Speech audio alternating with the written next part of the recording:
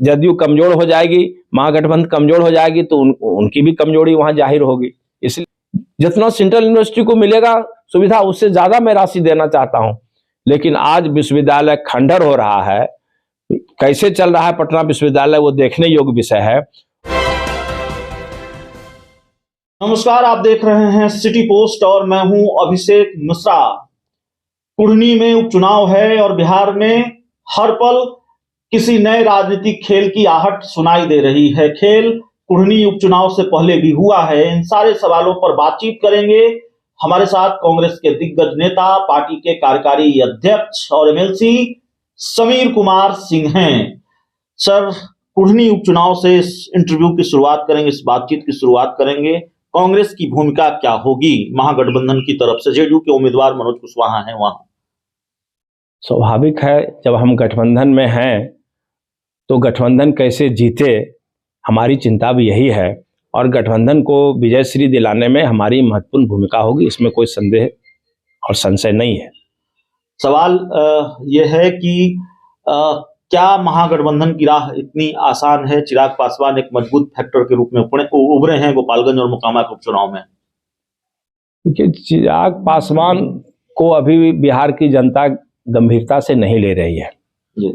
और जो राजनीतिक समझ और सूझबूझ होना चाहिए था उनको वो नहीं है और विरासत में उनको राजनीति मिली है। पिताजी के नाम और उनके व्यक्तित्व के कारण वो सामने आए, उसी के आधार पर जमुई से एमपी भी हुए।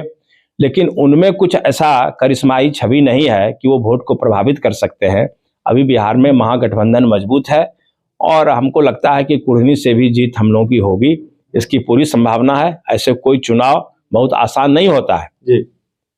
तो चुनाव कभी भी आसान नहीं होता है, लेकिन संभावना जो भी बन रही है, जो परिस्थिति बन रही है, जो समीकरण सामने आया है, उससे हम दावा कर सकते हैं कि महागठबंधन की जीत कुढ़नी में होगी। लेकिन आप कह रहे महागठबंधन मजबूत है, क्या सब कुछ ठीक है महागठबंधन में? अनिल सहनी जिनकी सदस्यता गई, आरजेडी के विधायक थे और उनकी सदस्यता जाने के बाद ही वहां कुढ़नी में उपचुनाव हो रहा है। अनिल सहनी ने यह कहा है कि ये सीट तो अति पिछड़ों की थी, मुख्यमंत्री नीतीश कुमार ने इसे अपने खाते में ले ली, मनोज कुशवाहा को उम्मीदवार बना दिया। अति पिछड़ा समाज में बड़ी नाराजगी है।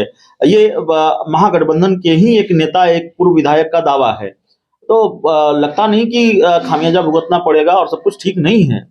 देखिए, वो जब हट गए, उनकी सदस्यता चली गई जी।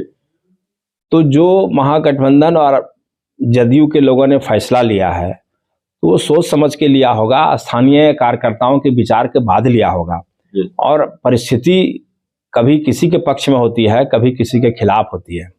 तो जनता से बिना विचार विमर्श किए हुए, कार्यकर्ता से बिना विचार किए हुए कोई भी पार्टी उम्मीदवार तय नहीं करती है।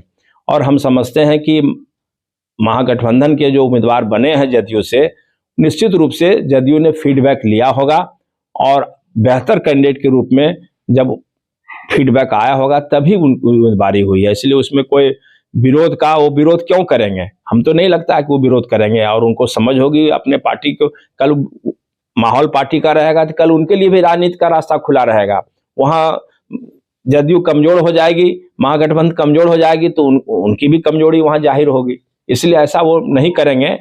ये तो बहुत सारा राजनीति में एक दूसरे पर आरोप लगता है, एक शगुफा छोड़ा जाता है, तो अभी हम इसको शगुफा ही मानते हैं। ऐसा कुछ नहीं होगा, गठबंधन के पक्ष में माहौल है। एक आखिरी सवाल है सर, राहुल गांधी की जो भारत जोड़ो यात्रा है अब वो बिहार भी पहुंचने वाली है, लेकिन राहुल गांधी नहीं होंगे इस यात्रा में बिहार में शामिल। लेकिन मंदार वहां से भारत जोड़ो यात्रा कांग्रेस की शुरू होगी। क्या तैयारी है उसको लेकर और बिहार में उसका राजनीतिक लाभ क्या कांग्रेस को मिलने वाला है? देखिए, हम लोग संदेश देना चाहते हैं, जो देश की परिस्थिति और खास करके बिहार की परिस्थिति बनी कि भारतीय जनता पार्टी के केंद्र में सरकार है, लेकिन हम लोगों के राज्य के विकास के लिए जो आदरणीय मोदी जी ने वादा किया था तो वो राशि नहीं दे रहे हैं। बिहार में कभी कोई स्पेशल पैकेज तक नहीं दिया। माननीय मुख्यमंत्री जी ने एक प्रस्ताव दिया था, जब 100 साल का पटना विश्वविद्यालय हुआ तो उन्होंने कहा कि भाई इस विश्वविद्यालय को अब तो बना दीजिए सेंट्रल यूनिवर्सिटी। तो उन्होंने कहा कि सेंट्रल यूनिवर्सिटी, मैं तो इससे बड़ा बात करना चाहता हूं, जितना सेंट्रल यूनिवर्सिटी को मिलेगा सुविधा उससे ज्यादा मैं राशि देना चाहता हूं। लेकिन आज विश्वविद्यालय खंडर हो रहा है, कैसे चल रहा है पटना विश्वविद्यालय वो देखने योग्य विषय है। और उनका सारा चीज जुमला साबित हुआ, कुछ तो कर नहीं रहे हैं।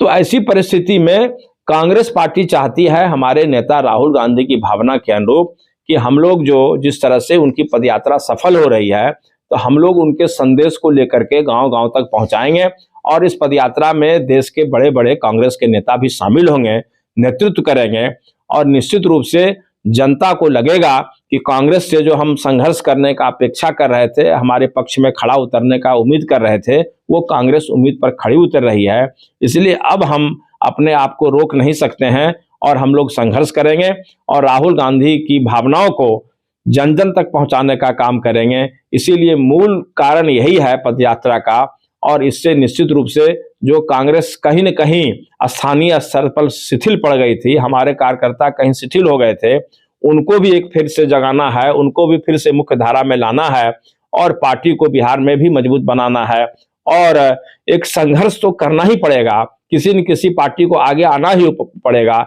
नहीं तो फिर तो ये मदांध लोग हो गए हैं। भारतीय जनता पार्टी और केंद्र सरकार मदांध हो गई है, बिहार की जिस तरह से अनदेखी कर रही है, स्वाभाविक है कि हम चुपचाप नहीं बैठे रह सकते हैं और इन्हीं भावनाओं को लेकर हम पदयात्रा करने जा रहे हैं और जन भावनाओं के अनुरूप हम कार्यक्रम चलाएंगे। तो चलिए, हमारे साथ कांग्रेस के एमएलसी, पार्टी के कार्यकारी अध्यक्ष और पार्टी के कड़े कद्दावर चेहरे, बिहार की राजनीति की कद्दावर शख्सियत समीर कुमार सिंह थे और कई राजनीतिक सवालों पर बातचीत। इस इंटरव्यू में इतना ही। बहुत